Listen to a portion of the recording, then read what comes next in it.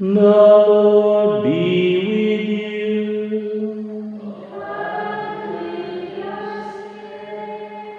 A reading from the Holy Gospel according to John.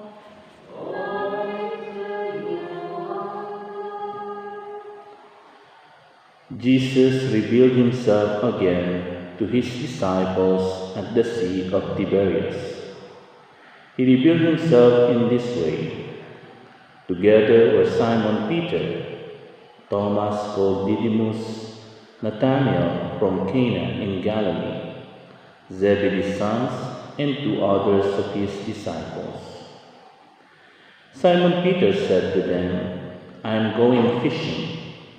They said to him, "We also will come with you." So they went out and got into the boat. But that night they caught nothing. When it was already dawn, Jesus was standing on the shore.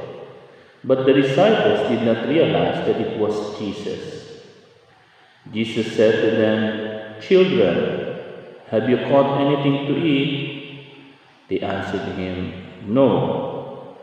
So he said to them, "Cast the net over the right side of the boat, and you will find something." So they cast it, and were not able to pull it in because of the number of fish. So the disciple whom Jesus loved said to Peter, "It is the Lord." When Simon Peter heard that it was the Lord, he tucked in his garment, for he was lightly clad, and jumped into the sea. The other disciples came into the boat, for they were not far from shore, only about 100 yards, dragging the net with the fish.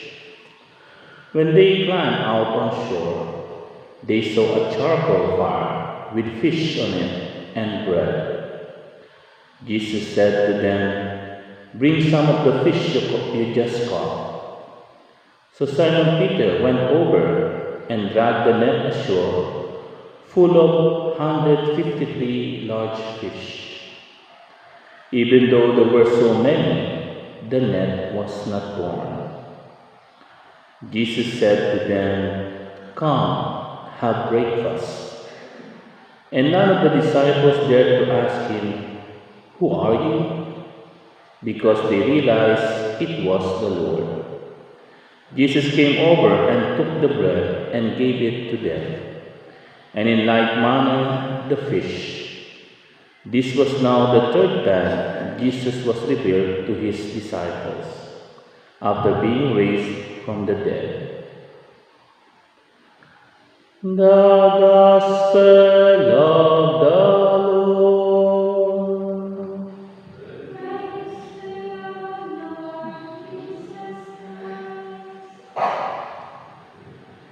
Praise be Jesus and Mary.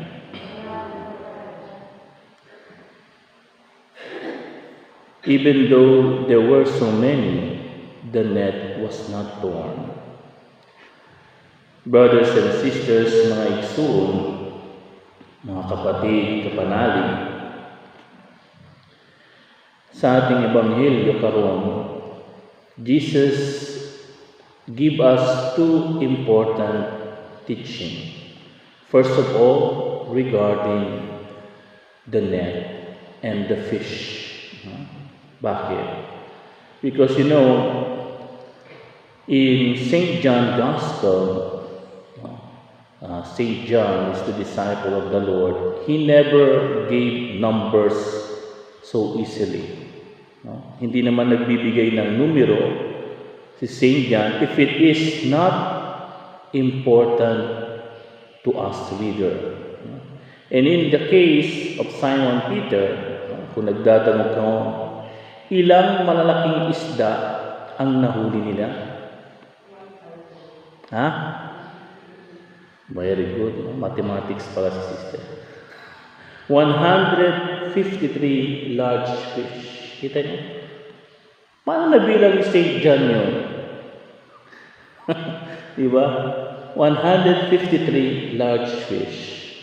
Because according to St. Augustine, if I'm not mistaken, The number 153 large fish coincide with the known land or continent at the time of Jesus.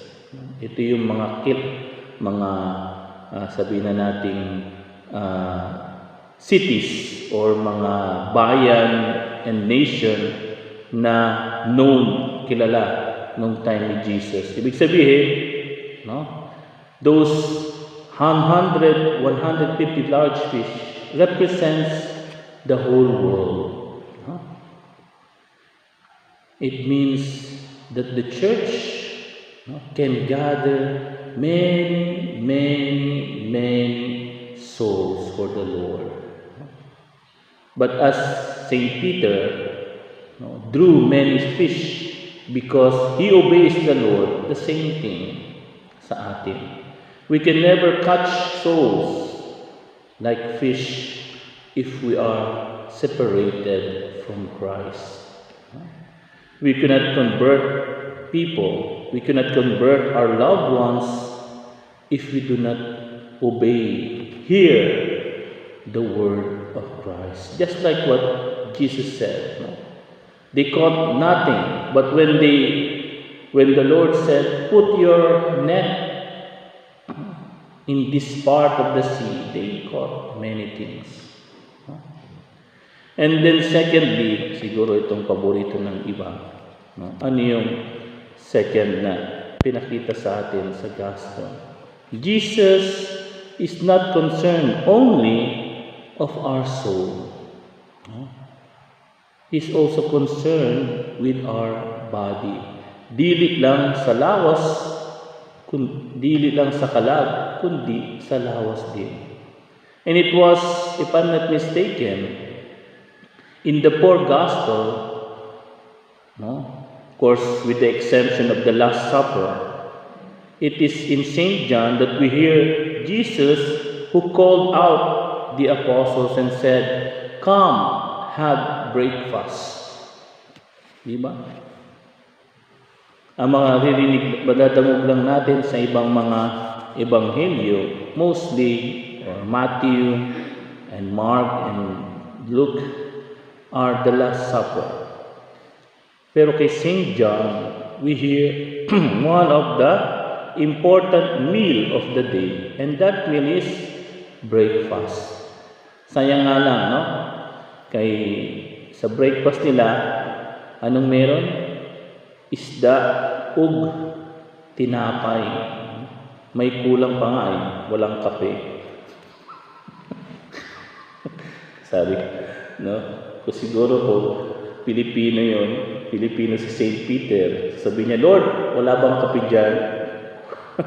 Bakit tinapay lang ug isda? Kasi, for them, no, fish and bread, no, is already a meal, one whole meal for breakfast. No? So see, Jesus and the church is not only concerned with our spiritual and our soul. The church is concerned also of our bodies, no? Our health, no? Ating kalusugan. No? Kaya nga, no? si Pope, no? Nung nakaramdam siya ng pananakit ng dibdib, di ba? Sinugod kagad siya sa Gemelli, sa may Infant Jesus Hospital sa Vatican, sa Rome, no? Para magpatingin, no? And we should also take care of our bodies and our health, no? Because God saved a whole person, sabi nga, no? Ang iniligtas ng Ginoo, dili lang ang kalag, kundi pati lawas. No? When God saved, He saved both body and soul. No? Kasi nga naman, paano ka makapagdasal, paano ka makapagsimba kung ikaw ay may sakit? Di ba? And I don't know, some people, they can live without participating Mass, no? Without the Holy Eucharist, no? And that is really very sad. No? Why? Because the more you are sick, the more you must go near to Jesus, to God. No? Because there are many temptations kapag ikaw ay may sakit, no? Coming from the devil. So if you do not do your best to pray, to participate Mass, no? The devil will really, no, tempt you to many desperate and depressed moments, no? Kaya nga, ipagdasal din natin yung mga kapatid natin, mga may sakit, no? That the Lord, the resurrected Christ, will heal them, no? And that they may offer their sufferings, their sickness for God and for the salvation of souls. Let us ask our Blessed Mother to help us in this Holy Mass. Help us to know that without Jesus we cannot save souls, and that Jesus saves not only our soul but also our body. Praise be Jesus and Mary.